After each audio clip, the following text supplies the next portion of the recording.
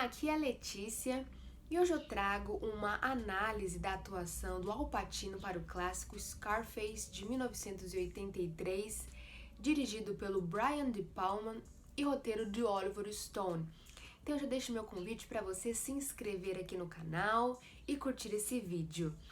Eu já falei aqui no canal sobre como a gente pode analisar uma boa atuação em um filme com algumas dicas da crítica de cinema Anne Hornaday, que está no livro Como Falar sobre Cinema. Então por isso que esse vídeo aqui é de como Al Pacino fez algumas escolhas artísticas para criar o Tony Montana. Então o link está aqui na descrição do vídeo e também no card de informações se você tem interesse em saber mais.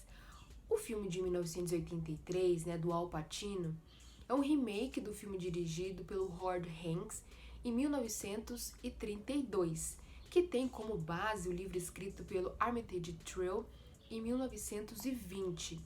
E aí, para o remake de 1983, os cineastas retratam um dos maiores movimentos migratórios da década de 80, que ficou conhecido como o Êxodo de Mariel, em que mais de 120 mil cubanos saíram do porto de Mariel, ali perto de Havana, em Cuba, e foram para Miami, nos Estados Unidos, porque eles não concordavam com Fidel Castro como presidente, com o regime de Fidel Castro. E aí eles conseguiram asilo do presidente norte-americano Jimmy Carter nesse período. Então esse que é o tema do filme, que tem ali esse período histórico. E aí a gente tem o Al Pacino, que interpreta o Antônio Montana, que é um imigrante cubano que se torna um dos maiores traficantes de drogas nos Estados Unidos e constrói uma fortuna ilegalmente. E aí a gente tem um personagem que começa como um imigrante cubano e aos poucos a gente conhece que ele é um homem completamente ambicioso. Ele até fala no filme que ele quer dominar o mundo e tudo que esse mundo pode oferecer para ele. E aí, aos poucos, ele começa a ganhar notoriedade, nesse mercado do narcotráfico, nesse mercado ilegal. E apesar de que ele precisa se obedecer algumas regras, vez ou outra, eventualmente ele não consegue se encaixar em nenhum formato. Então, nos primeiros minutos do filme, a gente tem o Tony Montana sendo interrogado pela polícia nos Estados Unidos, Ele sai de Cuba e chega nos Estados Unidos. Nesses primeiros minutos, a gente tem um enquadramento fechado apenas no Tony. Então, a gente já conhece dele aí uma certa ironia na voz dele. E essa tentativa de passar um humor para os policiais é para mostrar ali que ele é um homem ficha limpa, sem antecedentes criminais, para ele não ser preso, passar uma boa imagem ali. E esse enquadramento fechado passa a sensação ali desse imigrante que acaba de chegar nos Estados Unidos e está sendo observado por várias pessoas, no caso os policiais ali. Então ele está sendo monitorado de vários lados ali, de vários ângulos. Então esse enquadramento fechado passa essa sensação, porque a gente não conhece o ambiente ali, nem quem são os policiais, apenas o Tony Montana. Até os movimentos de câmera ali passa essa sensação, A gente tem um enquadramento que foca no Tony, vai lá nas costas dele, volta pro rosto e fica fazendo esse movimento de câmera, mas não mostra nada dos ambientes. E aí a gente conhece também um pouco externamente aí do Tony Montana, e aí que entra as escolhas do Al Pacino, para esse personagem. A gente tem o sotaque, porque é um personagem cubano, então fala espanhol. A gente tem também alguns maneirismos do Tony, vez ou outra ele se inclina para trás ali naquela cadeira. E tem também a cicatriz, que é característico aí do personagem. E aí, em uma entrevista para divulgação do filme, de Scarface, o Al Pacino disse que o objetivo não era ter um sotaque idêntico ali aos nativos latinos. O que ele fez foi trazer alguns insights de cubanos que ele conheceu na escola, e também de alguns atores no set de filmagens, porque em Scarface, o filme, tem alguns atores que são latinos. Então ele juntou tudo isso e tentou trazer ali algo pro personagem dele, né? Pra ele, que é um ator norte-americano. Então ele juntou tudo isso e viu como que saía nele, né? Soava no Al Pacino. E aí tem também a questão da cicatriz, né, no lado esquerdo do rosto.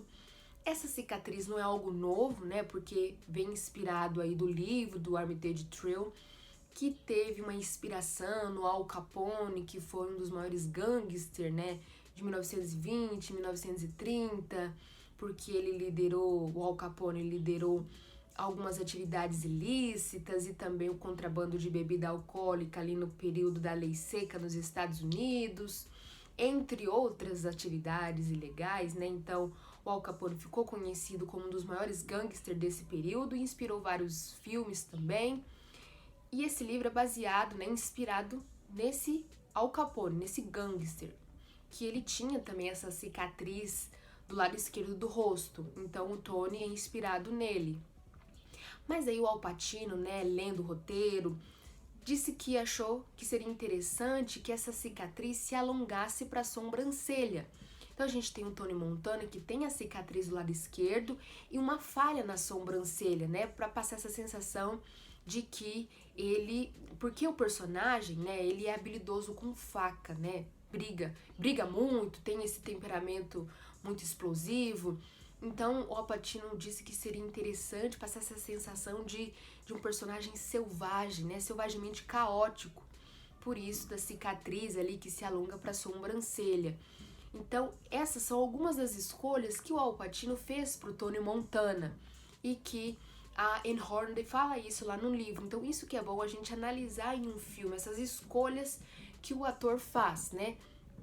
Então a gente tem também a questão do lado externo, que eu já falei, né, que ele se inclina bastante para trás. E aí quando a cena vai ficando mais tensa, que os policiais vão pressionando mais o Tony, logo a gente descobre quem é o Tony de verdade, né? Então aí o enquadramento abre, a gente conhece o ambiente, conhece os policiais, e aí a gente conhece que o Tony, na verdade, já foi preso. Ele já tem antecedentes criminais e ele mostra ali a personalidade dele de verdade.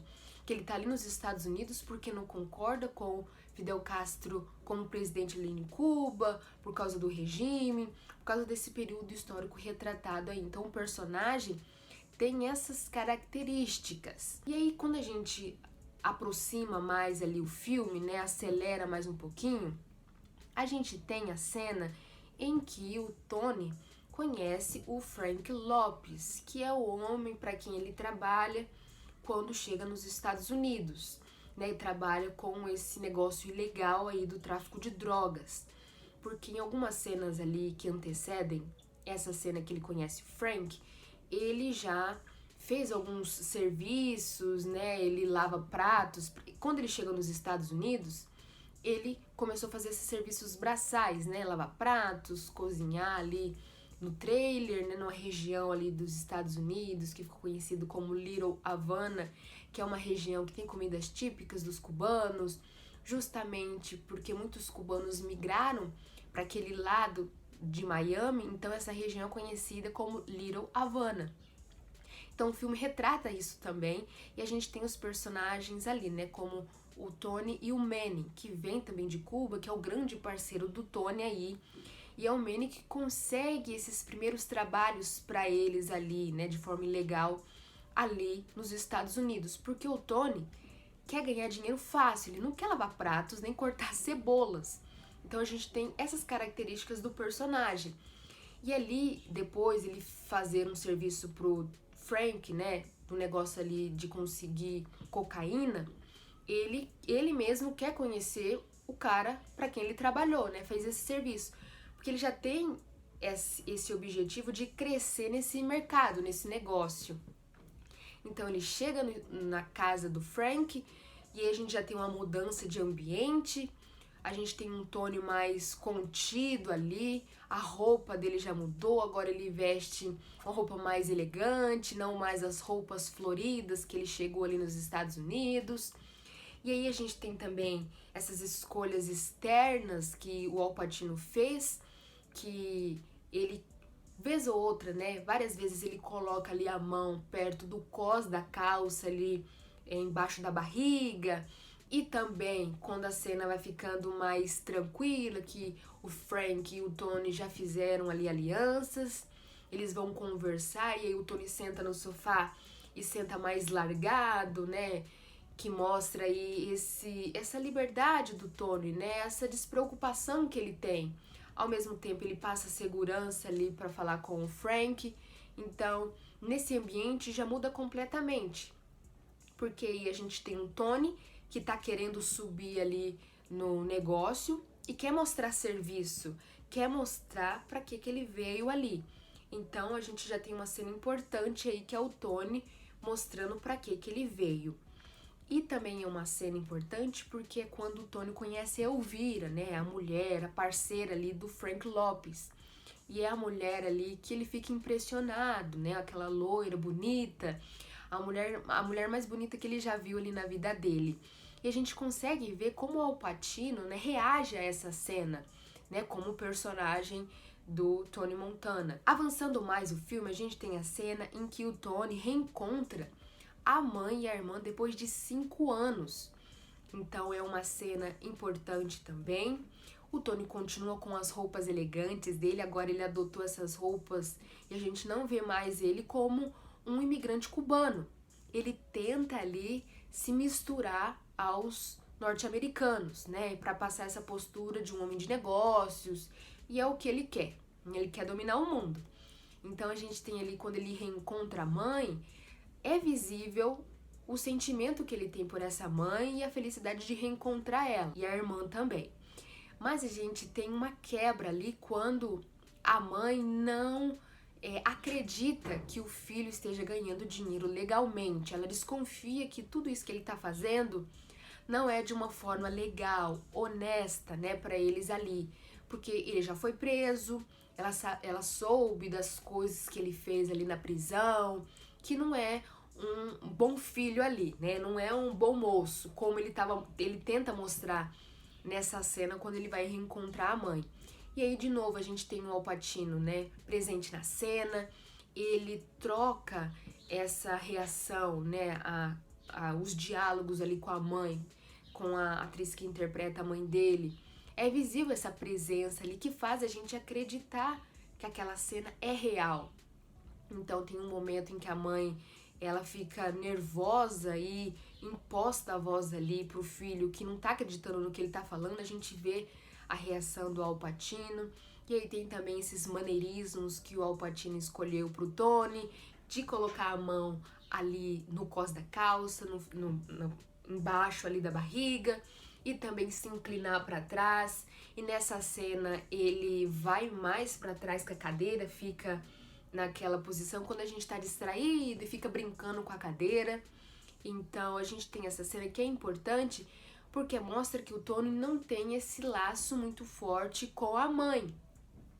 E ao mesmo tempo ele tenta impor algumas coisas, né? Ele chega lá falando que a irmã não vai mais trabalhar no salão e que a mãe também não vai mais voltar para a fábrica, né? Que é o trabalho delas ganhado de forma honesta. E aí ele chega já querendo impor, mas não dá certo, a mãe não concorda. Então o Tony Montana tem esse resquício, essa quebra com a mãe. Não é uma mãe que apoia o que ele tá fazendo. E aí a gente já tem uma cena, depois dessa acontece várias outras, né, do Tony fazendo negócios. E aí a gente tem uma cena que é importante, porque o Tony, ele fecha um negócio de 18 milhões de dólares, mas o Frank não aprova isso. Então a gente já começa a ter um Tony que tá pensando alto, mas o chefe dele não. E a gente começa a ter aí uma quebra de objetivos, porque o Tony quer uma coisa e o Frank outra. E aí começa também o Frank desconfiar do Tony, porque ele tá crescendo muito rápido, então desconfia que ele esteja fazendo coisas por trás do Frank. Então isso causa desconfiança nos dois. Mas é claro que muita coisa já aconteceu ali, né? O Tony foi crescendo aos poucos ali e começa já a ficar notório nesse mercado, porque ele vai ouvindo o Frank, ouvindo os outros parceiros ali, né? Esse negócio ilegal, os grandes ali conversam entre eles para sempre fecharem os negócios ali com o tráfico de drogas. E aí o Tony, a gente consegue ver nessa cena que é um ambiente também com pouca luz, pouca iluminação ali. A gente tem alguns objetos em cores vermelho e preto que passa essa sensação de que o que eles estão fazendo ali é algo ilegal, né? Eles estão fechando negócios do tráfico de drogas. E também a questão de que esse meio em que eles trabalham, muita gente mata o outro. Então os objetos preto e vermelho pode passar essa sensação de que eles estão fazendo ali é algo ilegal. Então o ambiente passa isso também, né? O cenário. E aí a gente tem um Tony Montana mais contido, mas em alguns momentos mais enérgico ali com o Frank, porque ele quer crescer, ele tem esses objetivos, ele sabe mais ou menos o que fazer, mas o Frank não concorda. E aí então que a gente tem uma ruptura com o Frank e o Tony. Aí eles passam a ficar de lados opostos. Até que a gente chega à cena em que de fato o Tony mata o Frank.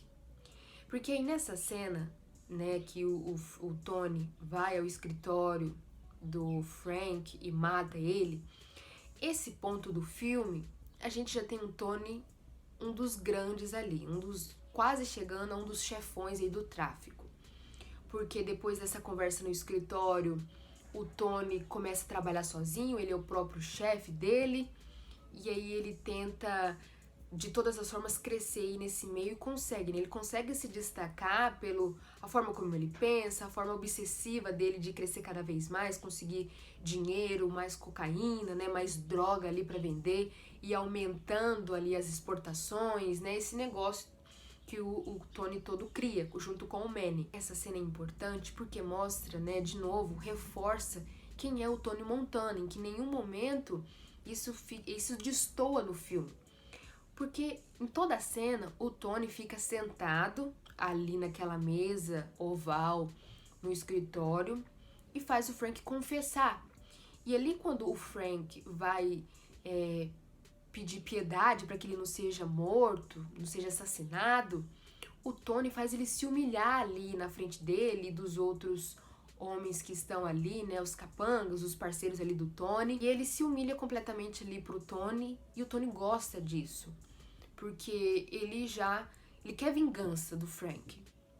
E o Tony não levanta, ele fica na cadeira, e até quando o Frank se aproxima pedindo piedade pro Tony, o Tony afasta com a cadeira, né, ele que já tá ali com a tipóia, que levou vários tiros, já tá meio exausto ali, bêbado, né? Porque essa tentativa de assassinato foi ali num clube em que ele tava e que tentaram matar ele. E essa cena é interessante porque a forma como ela é mostrada pra gente, né? Ela não foi feita de uma forma óbvia, digamos assim, porque reforça essa personalidade do Tony. Ele não levanta da cadeira, né? E quando o Frank se aproxima dele, ele só se afasta ali e manda o Manny matar o Frank. E aí o Manny atira no Frank e ele morre. Avançando mais o filme, a gente tem a cena do restaurante, que é uma cena que impressiona ali pela forma como o Al Pacino faz, né, ali fala os diálogos, né, que soa espontâneo. Ele já tá em um momento em que ele alcançou o que ele queria. Nessa cena do restaurante a gente tem um Tony Montana, um dos maiores ali, um dos grandes chefões do tráfico. Ele já tem a Elvira também, porque depois que ele mata o Frank, ele se casa com a Elvira, né? Ele tem a mansão dele, até um tigre ele tem na casa dele, né, na mansão. Tem muito dinheiro, cocaína para todos os momentos que ele queira. Então, o Tony chegou onde ele queria. Mas não é o que ele imaginava. Então essa cena do restaurante é impressionante por causa disso. o personagem chega a refletir sobre isso, porque ele lutou tanto, digamos assim, para chegar onde ele queria, e aí o que é isso, né? Esse dominar o mundo que ele queria? Restaurantes caros, bebidas caras, tudo para o momento que ele quiser ali. E aí a gente pode interpretar da forma que o Tony, ele pega esse sonho americano e é deturpado para ele, né? De ir para os Estados Unidos, criar a família, ter a casa. Mas esse sonho americano dele é de uma forma a lá Tony Montana, né? Ele interpretou da forma como ele queria ali. Porque aí toda essa materialização dele, né? A casa, dinheiro, droga, a mulher, a Elvira ali, tudo isso fecha os olhos dele para o que realmente é real, para o que realmente importa, digamos assim. Porque aí quando ele consegue a Elvira, ele não sabe o que fazer com ela. Então ele só queria ter as coisas, mas depois que ele consegue essas coisas, ele não sabe o que fazer. Então essa cena no restaurante, ele reflete sobre isso.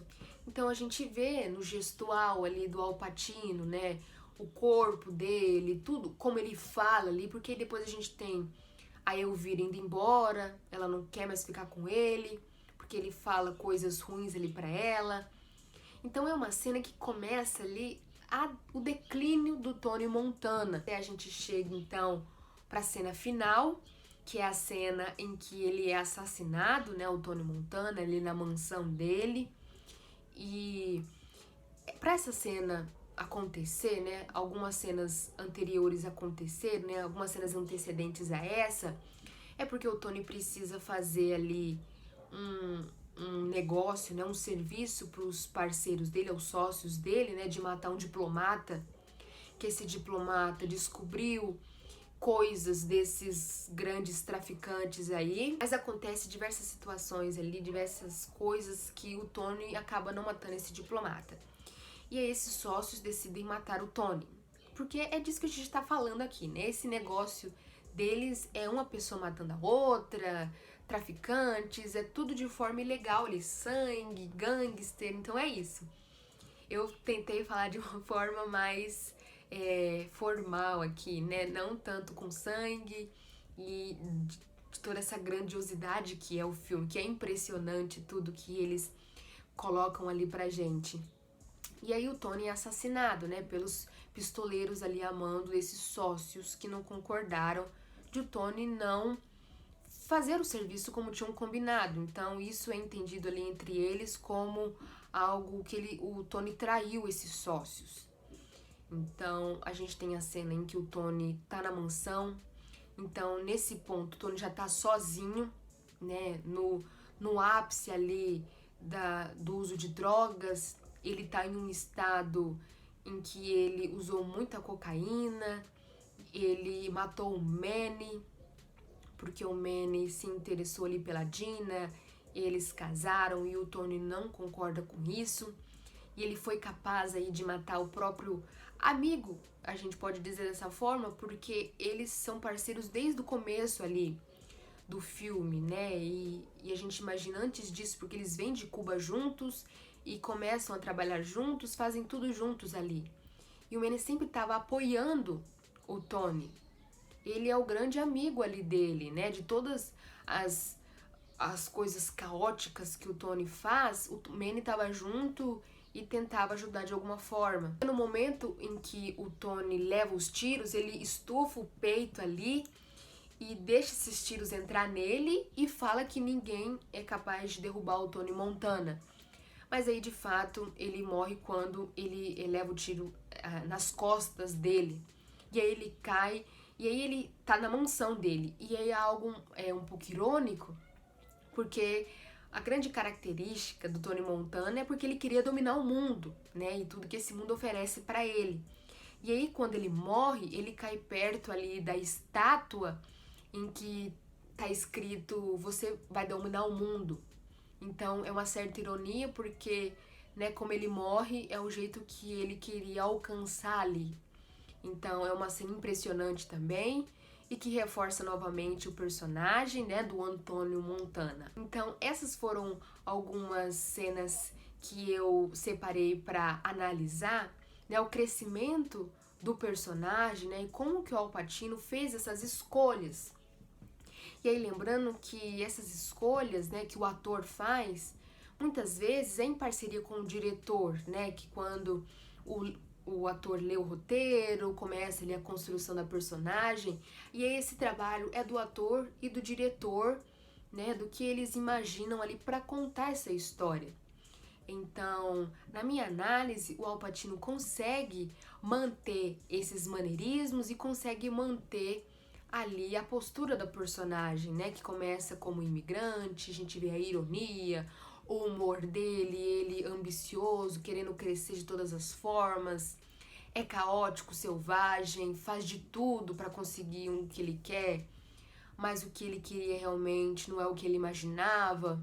Então a gente tem essa característica do personagem e ele consegue manter os maneirismos, como eu falei, da postura dele, de sentar mais largado no sofá, na cadeira, né, a posição da mão dele. Então tudo isso mostra a presença que o ator tem ali na cena, que isso vem da construção ali antes de entrar em cena. Se você gostou desse vídeo, considere se inscrever aqui no canal e curte bastante esse vídeo.